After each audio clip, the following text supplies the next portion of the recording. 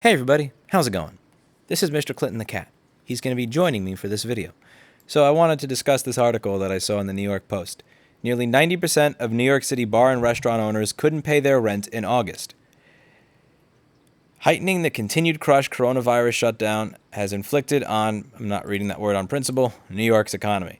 And there's a few points in this article that I wanted to read to you.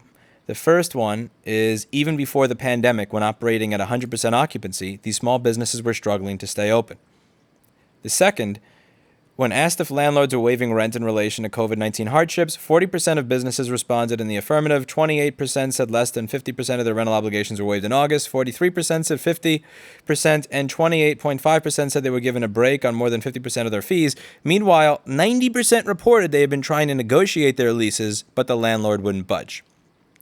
So what does that actually mean? That means that most likely what happened is they got a break in their rent for that month, but it was added to the back of their lease. So let's say that you are paying $12,500 for your laptop repair shop. And let's say that because walk-in business dove off a cliff, you paid $8,000 instead of $12,500. That would mean that laptop repair shop next year would be paying $17,000 a month for the month to make up for the last year rather than $12,500.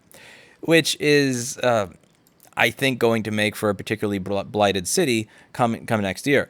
And it says over here, the analysis around why folks are not able to get firm relief from their landlord or renegotiate around long-term lease agreements or changes is interesting because the narrative for the past few months has generally trended in a positive direction. I can understand why landlords have been reticent to renegotiate because people have been under the impression that we would reopen or get back to normal, he said, saying he too is in different stages of ongoing discussions with his landlords. Now, the part that I really want to focus on over here is even before the pandemic, when operating at 100% occupancy, these small businesses were struggling to stay open. For those of you who followed me on my real estate tour last year, you'll see that there were landlords that wanted $10,000 for what was literally an 800 square foot hallway. There were landlords that wanted up to $30,000 for spaces that were mildly smaller than my current store. For the place, and we're talking about rent prices 9 years ago, for the place that was right next to my old store, which was about the same size, 600 square foot hallway, they wanted about $6,500 for the chicken wing place next door. Same size for this restaurant.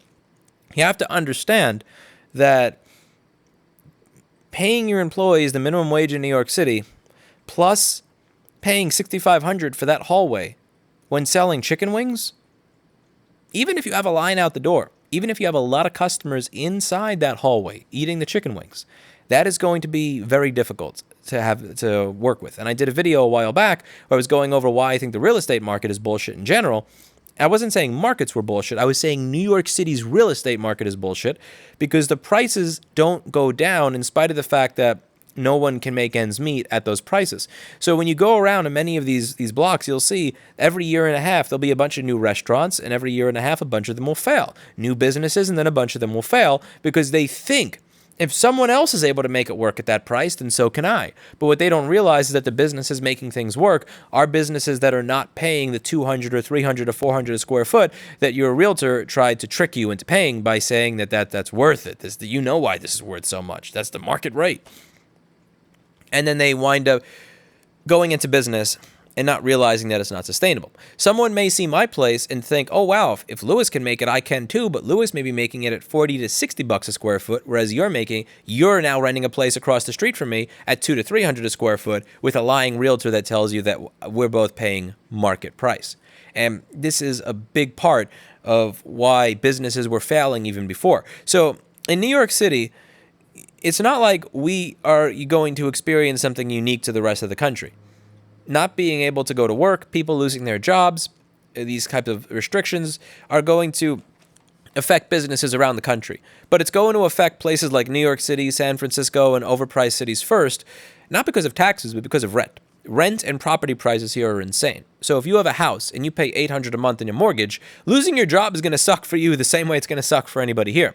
However, $800 a month and you lost your job is different from $8,000 a month or $13,000 a month and you just lost your job. It's going to hit cities like New York first. So what you see in New York is essentially, I believe, a preview of what you're going to see happen across the country in other areas. Now, because the City Council of New York City is very much so in touch with the people, care about our problems, and are committed to solving our problems through solutions that matter, They came up with this great effing idea. I just can't wait to share with you. New York City restaurants can soon add a COVID-19 surcharge to customer bills. Diners may soon see a COVID-19 surcharge on their bills. The New York City Council passed a bill on Wednesday, 46-2, that would allow restaurants to charge as much as 10% on customers dining indoors or outdoors to help cover COVID-19 expenses. So if you read that other article, you'll see that many restaurants are only allowed to have 1/4 the occupancy that they used to have. So you may be paying $40,000 for your restaurant that can sit 80 people. Now that restaurant can only sit 20 people. So your landlord still wants $40,000 in rent. You only have 1/4 of the business, meaning you could probably only pay your landlord $10,000 now, but you're allowed to charge $11 for that burger rather than $10. So it's all good now, right? Thank you very much, New York City Council. I really appreciate my elected officials here. People wonder why most people in New York City don't even bother voting anymore. Like, this is hysterical. I mean, the fact that what you could have done is you could have raised your prices for everybody and then simply discounted people that order online or for takeout. The idea that you even need the city council to do anything for this is ridiculous. Restaurants were most likely already adjusting their prices to some extent. And frankly, the ability, even if the restaurants did adjust their prices, do keep in mind that you are then raising your prices to go out to eat on people that have already lost their jobs. So when people lose their jobs, because as it says over here, just in the hospitality industry, 150,000 industry workers are out of their jobs. When people are out of their jobs, they're not exactly looking to spend $15, $20 for a burger anymore. They're not. So anything, even if this was an effective law, even if this did matter, even if you couldn't already do this before the law passed, if you're a restaurant and you want to keep your business, you need to lower your prices now, not raise them. So I don't see how any of this winds up working. I don't see how any of this winds up not being a complete and utter clusterfuck. Now, if you take a look over here, this is an interesting article that I got featured in. Small businesses need rent breaks, but landlords are in crisis too. I got featured here in this article. I'll link down below. It says, here we are. Louis Rossman, the owner of the electronics repair store, Rossman Repair Group, said he asked for a rent reduction after he lost between $50,000 and $70,000 in revenue in April as foot traffic dramatically declined in Manhattan. The store sits on West 27th, where signs seek new tenants for at least 7 retail and office spaces, several of which I recall showing you in my in the real estate series. Other shops and restaurants, like one advertising pizza for 99 cents, remain shuttered. A page taped to the window of Cano Martial Arts said it had shut its doors to safeguard public health. Mr. Rossman said he appreciated the lower rent, which helped keep his workers employed. He also had been bolstered by an uptick in customers mailing devices in for repair and was able to pay 60% of the rent in August, Mr. Weber said. Lewis, one block in Chelsea, where his business is located, is worried about the future. I don't know where the city is going to go next year, and here is a douchey picture of me looking stoic. This New York Times photographer came by and spent about a half hour, 45 minutes just taking a bunch of pictures until this one. I actually smiled on some of them, but they got this one where I'm like, at that point, I just really wanted to go back to work, and it's like, why are you still taking pictures of me? But you could clearly see that come out in this picture here. It says, still, he is considering leaving New York since even his reduced rent is still higher than what he would pay in other cities. Without reliable foot traffic, he said running a small business in Manhattan is probably impossible. I don't know what the city is going to be next year, Mr. Rossman said. So the way this worked for me was around when it hit in March, at the end of March, walk-in business literally just went off a cliff. It went, like, mail-in business spiked a bit. It did this, but walk-in went. So I think paying nothing would have been unfair. Paying no rent would have been unfair because I was still taking in money. Paying the full $12,500 a month, which is, your surcharge for being in Manhattan and having being right next to Fashion Institute of Technology, being right next to Midtown Manhattan, where you have all these office buildings and UBS and Fox News and all these other buildings with lots of offices where people with lots of MacBooks. That doesn't make so much sense when they're all gone, when when the schools are closed, when the dorms send their students home, when people are working from home, when all the places in the area go out of business because they can't afford it anymore and the area is blighted. I'm not going to give you nothing, but the whole thing is, I'm not going to be stupid either. So the way this worked for me was when I got some discount on some months, I'm gonna have to pay that back next year. So let's say that I paid $8,000 on a month instead of $12,500 because of collapse of walk-in business. That means that next year in one of the months, instead of paying $12,500, I will pay $17,000. Now you may wonder, how does this work? Because business has gone down. So if business decreases, even if business goes back to where it was before can just kind of afford $12,500. How is it going to afford $17,000? How is it going to be if business does not go back to where it was before? If all these schools do not wind up with all their students again? If all these offices do not come back to New York City? If all these workers work from home? How am I going to pay $4,000 to $8,000 more than I was going to pay next year? How am I going to deal with months of $15,000 or $18,000 of rent? And the answer to that is going to be, there's going to be a lot of friction between the tenants of New York City businesses, the tenants of New York City residences, and the landlords of these residences until the real estate bubble finally pops in some way, shape, or form, or unless there is some sort of miracle that happens. I am not alone here, because as you can see from this article in the New York Post, 90% have reported that they tried to negotiate their lease, but their landlords won't budge. I have not even tried to do that thus far because, again, they're not. He's a nice guy, but they're probably not going to do it. None of these places are probably going to do it. Also, they are a management company. They are not the ones setting the rules. The board of the building is, because I'm in a co-op which is owned cooperatively by everybody in the building, including the guy upstairs, which, let's just say from our text message history back and forth, I don't think he likes me very much.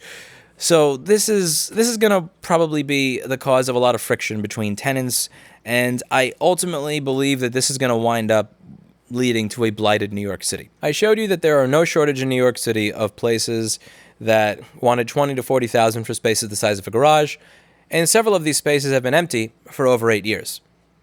They're more than happy to leave the space empty for 8 years rather than negotiate. And that was in a good economy. In a bad economy, I don't think anything's changing. So I think what's going to wind up happening is that all of these places are going to wind up empty. Once they're empty, this is going to encourage more people to leave. When more people leave, that's going to encourage more businesses to leave, and it's going to be a little vicious cycle. Because there's the optimistic approach that my friend and a personal trainer takes, which is that maybe once the market resets itself, that instead of it being Starbucks, Chase, Trader Joe's, Walgreens, Starbucks, Chase, Trader Joe's, Walgreens, Starbucks, Chase, Bank of America, Wells Fargo, Chase, Wells Fargo, that you'll actually have a city filled with businesses that represent the people that live there. I think he's a little more optimistic than I am. I think what's going to wind up happening is they're going to keep the place empty because they're going to say, we want this amount, market rate, and nothing less. As a result of that, people will leave. Once the businesses leave, the people have less of a reason to be here because their jobs are not here, and also the things that make New York City interesting will not be here once those businesses leave. Once people leave, that means the remaining businesses have less customers, which causes those businesses to leave, which then causes more people to leave because there's not a job here for them, and that results in the city becoming completely blighted. And I got to admit, there's a little part of my head that takes guilty pleasure in the idea of watching this happen. Of watching this, people will say that makes you not a real New Yorker or whatever the fuck that means, even though I've lived here for 32 years at this point, my entire life. But I would like to see the people that say this hole in the wall is worth $30,000. We're going to advertise it as 6,000 square feet when it's actually 2,000. And we're not going to take a penny less. I kind of like to see all of those people lose their shirt in some way, shape, or form. Perhaps that makes me evil. Perhaps that makes me an asshole. I don't really care. I've lived here my entire life. I have no illusions about of grandeur, thinking this place is particularly beautiful or more amazing than it is or anything like that. I often meet people that move here to follow their dreams, and I always kind of wonder why? But a part of me really does believe that this is all going to come crumbling down, but further, that the crumbling down you see here is going to be merely a prelude to what you'll see happen in other areas of the country. As I said, if you're in an area of the country where you lost your job and your business and your mortgage is $800, it's going to be painful. It's going to be less painful than where it's $8,000. Because the ratio of revenue to expenses is way higher here, because again, if your income is zero, and your rent is $8,000, that hurts more than if your revenue is zero and your expenses are $800. That you're going to see a preview here of what's going to happen in the rest of the country, with areas becoming blighted, people moving out, and so on and so forth. And I do kind of hope that people in other areas of the country learn from New York City so that they don't repeat what happened and took place here. Because this is not something that's this whole, property prices going out of control, foreign entities buying up all the buildings in certain neighborhoods, all this stuff. This is not something that happened inside of a year.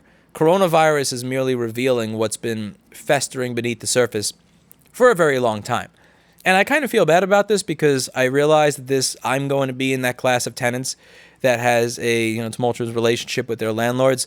I had a really good relationship with my landlord at 186 First Avenue, the first one, not the second one. Yeah, Alan Park, he was an amazing landlord who gave me a chance when no one else would. I pay my rent on time every month. I kept good care of his building. I fixed up the front of it so that it wasn't falling apart anymore.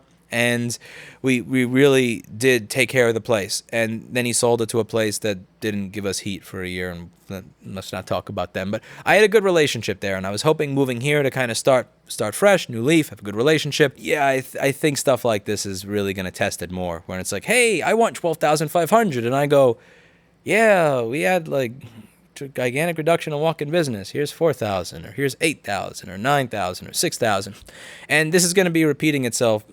One of the things that I appreciate in reading this article is realizing that I'm not alone in it, that there's also a bunch of other people who are having these same experiences. And it's going to be interesting because when next year comes, and when a lot of these landlords say, okay, listen, we gave you a break last year. Your rent was $8,000 a month, right? Okay, we let you pay $4,000. Well, this year we want $12,000 to $13,000 because you got to make that all back now. I think you're going to see a gigantic exodus from the city. And if what happened for the last 8 to 9 years that I showed you continues to happen, where they simply allow the space to have its little retail for lease or whatever for lease sign in the window for 8 or 9 or 10 years until a Chase comes along and takes it for the price they want, I don't know how you have a city of Chase and Starbucks when there's literally nothing else left. Let me know what you think in the comments down below. That's it for today, and as always, I hope you learned something. What do you think? Should I make this my Tinder picture? This is so douchey. I don't know. They kind of captured the douche element of my face there. What do you think? See you in the next one.